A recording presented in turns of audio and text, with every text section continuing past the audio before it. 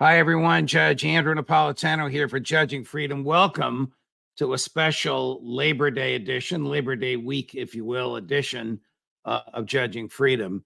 As you know, I'm a lawyer and a former judge and a former professor of law and a former legal commentator, still a legal commentator and a legal scholar. And I never thought that my work would be focused on Ukraine, but I have become fascinated with the military conflict between Russia and Ukraine and have become educated about it by the various folks that we've had on.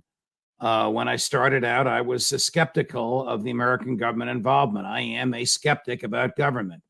To me, government is the negation of liberty. Government exists by taking liberty and property from the people it governs, and then it spends it in a way that it thinks will assure its stability in office. Not always the right thing, and often not the right thing, but what it thinks will get, in the case of a democracy, reelected.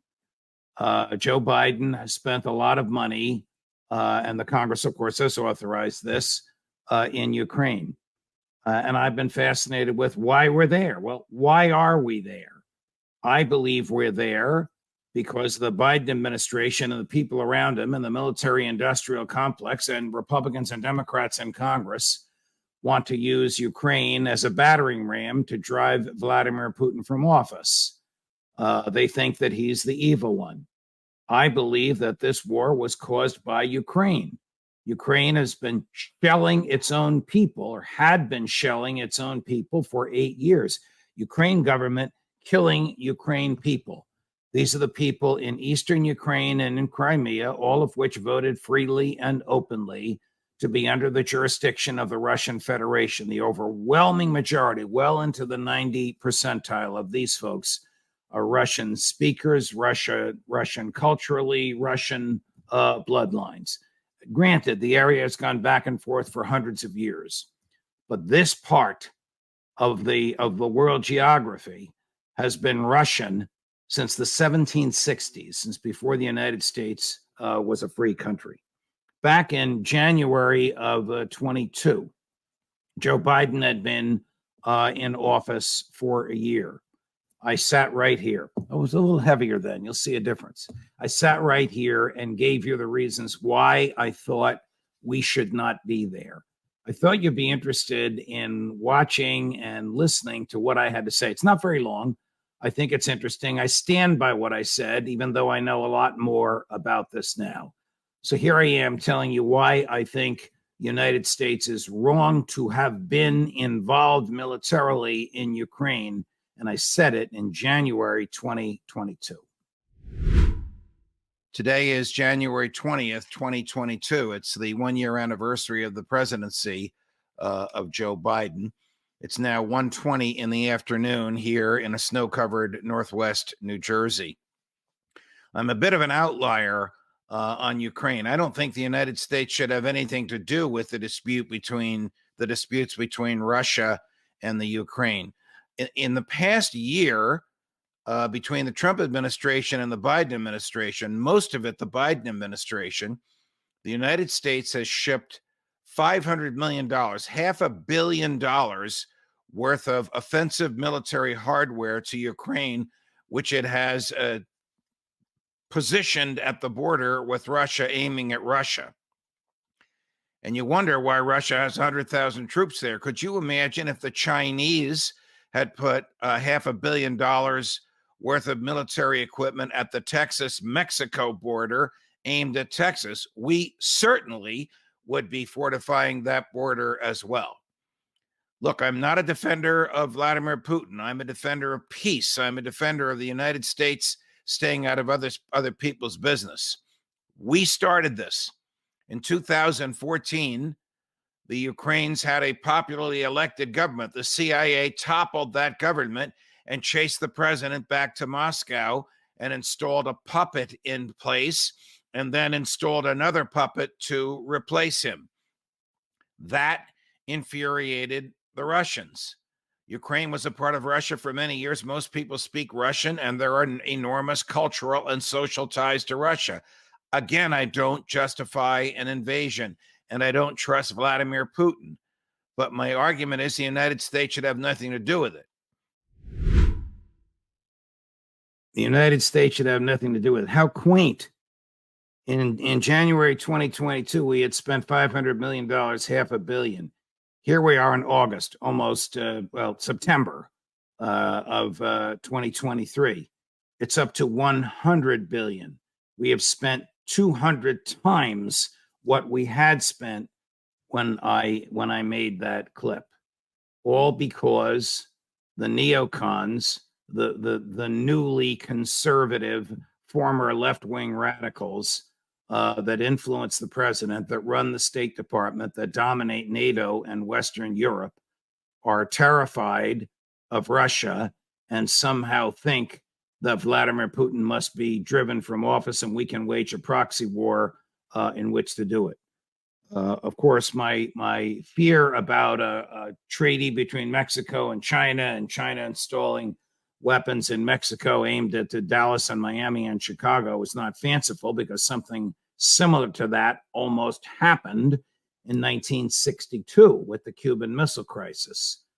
Fortunately, we had a very stable, moderate Democrat in the White House, John F. Kennedy. We all know what happened to him. But he basically sent his brother to talk to Nikita Khrushchev, and they cut a deal.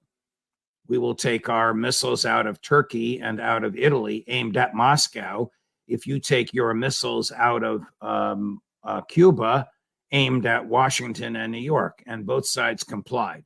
Of course, we cheated because our missiles are now back in Turkey and back in Italy. In fact, in Italy, I didn't know this until recently, the land of my grandparents. In Italy, we have nuclear weapons aimed at Moscow. The United States is still of the view that it is the indispensable country, that it can build an empire, that it is always right, and it can tell others how to live. Yet our second president, John Adams, with whom I've disagreed on a lot, not least of which is the Alien and Sedition Acts, basically said, we can't go around the world looking for monsters to slay, because if we do, there will be no end to our search. Here I am talking about the same subject matter with Larry Johnson, a great American patriot, former CIA agent and person involved in the intelligence community, who has helped educate me and educate you about exactly what's going on. And here he is last week. Vladimir Putin has been threatened by NATO. George H.W. Bush and Jim Baker told President Putin's predecessor, President Gorbachev, NATO will never move 1 inch eastward. It has moved 800 miles eastward. The last time the United States of America felt threatened the way Vladimir Putin did, it was the Cuban Missile Crisis of 1962. And JFK illegally intercepted ships on the high seas, and then eventually worked out a deal using his brother Robert as the intermediary, right, with Khrushchev, which resulted in us removing missiles from Cuba or from Turkey and Italy in return for the removal of the missiles from Cuba. The missiles from Cuba, as far as we know, have not returned, but our missiles have returned to Italy and to Turkey. Take it from there. What do you expect Putin to do? How do you expect Putin to feel? How would Joe Biden or Donald Trump or I'm trying to think of two very different presidents react if the Mexicans entered into a treaty with the Chinese and the Chinese put missiles in Guadalajara aimed at Dallas?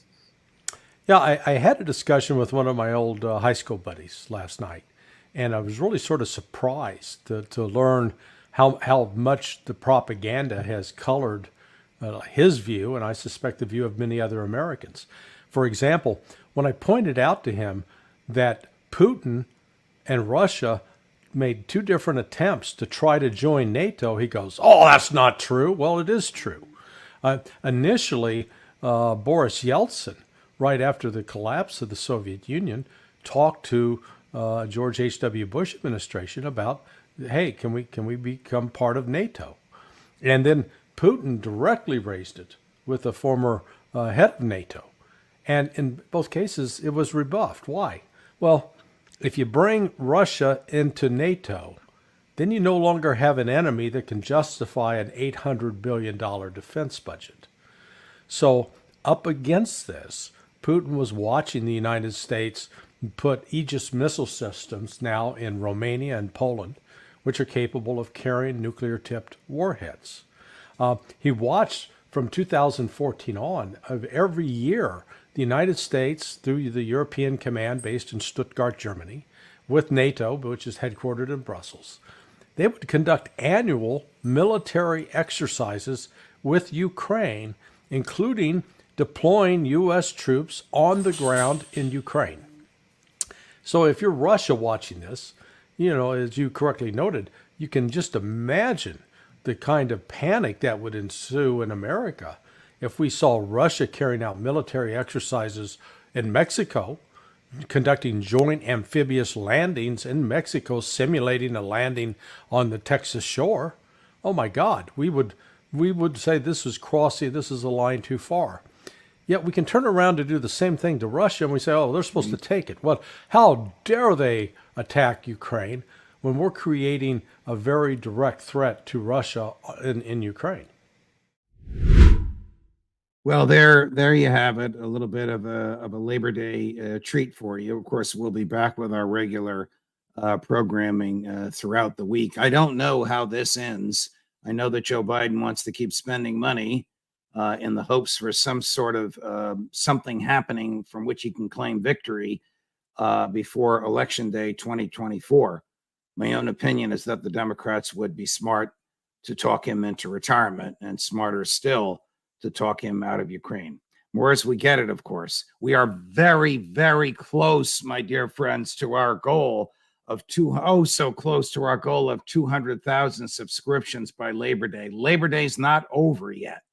So if you like what you see, if you really believe that I and this program are looking out for your liberty, tell a friend, tell a colleague, tell a neighbor, tell a relative, tell a coworker. Subscribe to Judging Freedom with Judge Napolitano. Not only will you get a side and a version of events that you don't get with the mainstream media, but you know me. You know what I love to do. I love to challenge the government and look out for your liberty.